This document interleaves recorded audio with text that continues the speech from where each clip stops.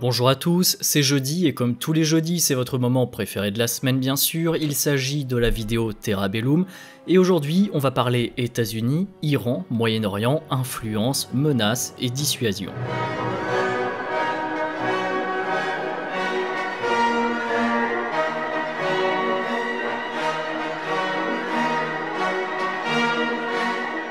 Alors le Moyen-Orient et l'Iran, on en a déjà esquissé une partie de cette question dans notre vidéo sur la guerre en Syrie et la guerre au Yémen. À travers ces deux guerres, l'Iran, en soutenant les loyalistes syriens en Syrie et les Houthis au Yémen, a pu consolider son influence dans la région et dans ce qu'on peut considérer comme des pays étant dans la périphérie iranienne. Dans la région, les principaux rivaux sérieux à l'Iran, ce sont donc l'Arabie Saoudite, qui opère militairement au Yémen, et Israël, qui depuis les accords d'Abraham en 2020, effectue un rapprochement diplomatique avec certains pays de la région, on en avait déjà parlé dans une autre vidéo.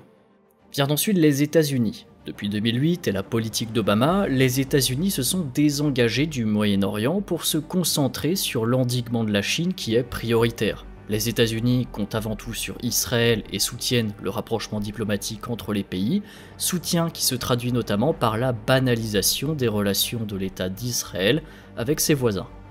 Mais l'Iran, puissance majeure de la région, pour ne pas dire la première puissance de la région, reste un adversaire sérieux pour les plans américains, mais aussi pour les ambitions d'autres puissances régionales. Alors comment limiter l'expansion de l'influence iranienne, préserver les intérêts américains sans s'engager lourdement dans la région et tout en œuvrant au rapprochement entre les puissances et en protégeant Israël? C'est la grande question que se sont posées les États-Unis et c'est à partir de là qu'est né le plan de défense aérien antimissile intégré à travers le Moyen-Orient. Alors ce plan de défense, qu'est-ce que c'est ? Le 9 juin, un groupe de législateurs américains a présenté la loi DEFEND, Deterring Enemy Forces and Enabling National Defenses Act. La loi DEFEND vise à créer un système intégré de défense aérienne et antimissiles, ce qu'on appelle un IAMD, entre les alliés et partenaires américains au Moyen-Orient.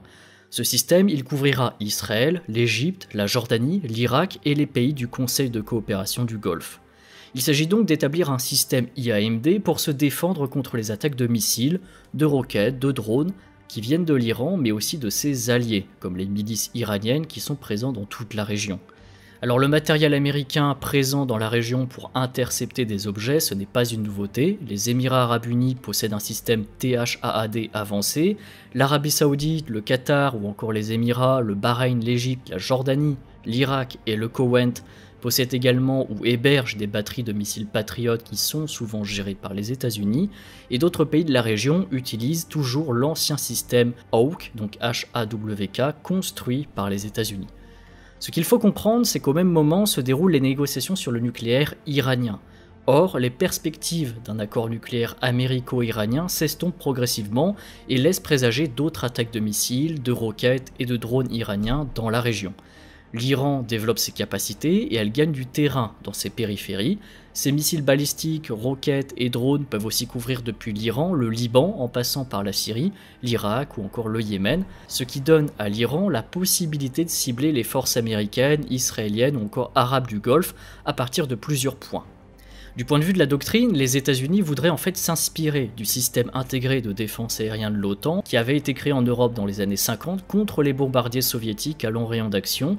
Et d'ailleurs, le but, en plus du Moyen-Orient, serait à terme de créer un autre système intégré de défense aérienne dans l'Asie-Pacifique d'ici 2028. Alors il y a un premier grand défi, c'est celui de la cohabitation. Les systèmes existants sont déjà en place dans la plupart des pays, mais c'est la politique locale qui empêche la mise en œuvre complète d'un système régional de défense aérienne et antimissile. À la place de cela, les pays agissent comme des électrons libres dans leur zone souveraine et non pas à une échelle régionale sur un tissu de pays. Et là est donc la première difficulté, c'est-à-dire de faire collaborer des pays qui bien souvent, même s'ils n'apprécient pas l'Iran, se détestent entre eux. L'Arabie Saoudite, le Qatar, les Émirats Arabes Unis, Oman, le Koweït, l'Irak ou encore Israël, qui est le plus gros défi diplomatique qui fera aussi partie du système. L'Arabie Saoudite, le Qatar et Oman ont déjà des relations secrètes de sécurité économique ou diplomatique avec Israël, mais ils ne sont pas encore disposés à adopter une normalisation complète avec le pays pour diverses raisons nationales, idéologiques ou même tout simplement parce que la population ne le soutiendrait pas. L'Irak et le Koweït sont encore plus loin de la normalisation. La population est largement hostile à Israël. Il y a en plus une forte influence iranienne, ou plutôt chiite, en Irak. Le pays reste également instable. Les batteries patriotes d'ailleurs en Irak sont par exemple sous contrôle américain sur la base aérienne d'Ain al-Assad. Alors malgré ces défis, une intégration secrète est possible pour des pays comme l'Arabie Saoudite ou le Qatar qui ont des liens plus avancés avec Israël, ainsi que des liens de défense profonds avec les États-Unis. Officiellement d'ailleurs, l'Arabie Saoudite reste opposée à une normalisation formelle de ses relations avec Israël tant qu'il n'y aura pas d'État palestinien reconnu. Mais les États-Unis notamment font tout pour normaliser ces relations. Par exemple, on sait que les États-Unis ont aidé à arbitrer le contentieux sur les îles de Tiran et de Sanafir, qui ont été données par l'Égypte à l'Arabie Saoudite, le tout en obligeant Israël d'abandonner ses prétentions sur les îles, car il faut savoir que les îles sont stratégiques, elles surveillent l'accès à la mer Rouge. Dans le même temps, les entreprises israéliennes concluent aussi des accords avec l'Arabie Saoudite. Il y a aussi des rumeurs de réunions entre des responsables saoudiens et israéliens qui visent à renforcer les liens commerciaux. Ensuite, Oman et le Qatar s'opposent eux officiellement encore à la normalisation des relations avec Israël, avant toujours la création d'un potentiel État palestinien. Mais ils sont aussi tous deux désireux de maintenir leur neutralité régionale entre les États-Unis, Israël et l'Iran.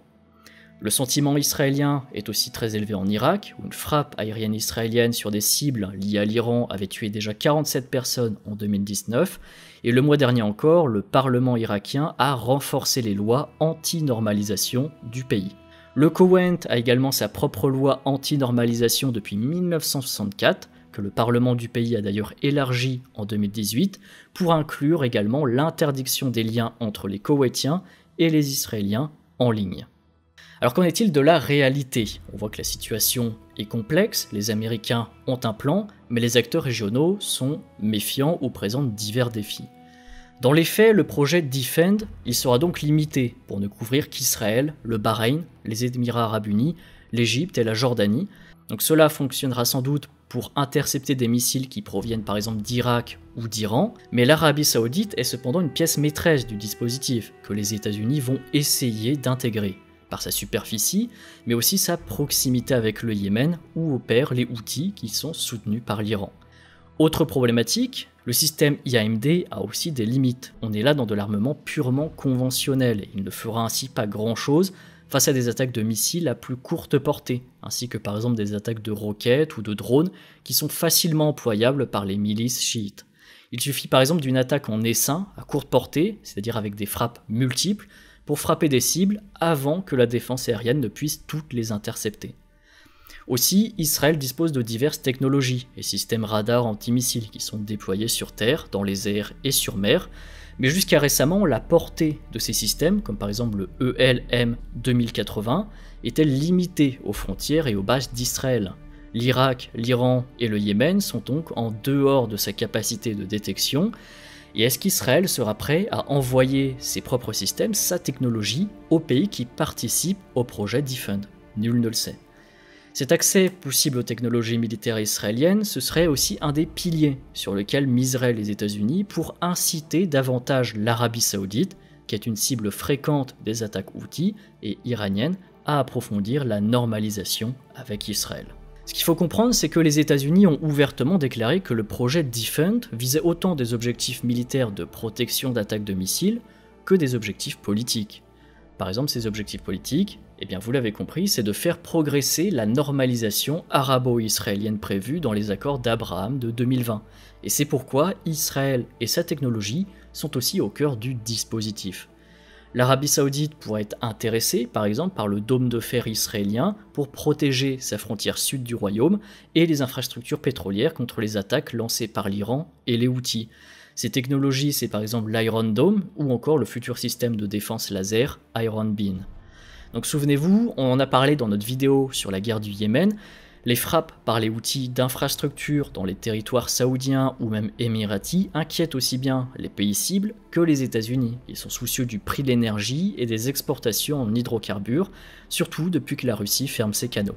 Donc c'est tout cet ensemble qui pousse d'autant plus les États-Unis à intervenir avec cette initiative qui leur bénéficie sans s'engager sur le terrain. J'espère à travers cette vidéo que je vous ai permis d'en apprendre un peu plus sur ce dispositif, sur ce projet américain qui est encore à l'état de projet. Il va falloir surveiller ça dans les mois et les années à venir. Mais c'est en tout cas la stratégie américaine, militaro-politique, qui a été trouvée par les États-Unis pour maintenir une influence dans la région, tout en parvenant à endiguer l'Iran. Sur ce, écoutez, j'espère que cette vidéo vous a plu. Likez, clochez, commentez, partagez. Je vous dis à la prochaine. Salut à tous.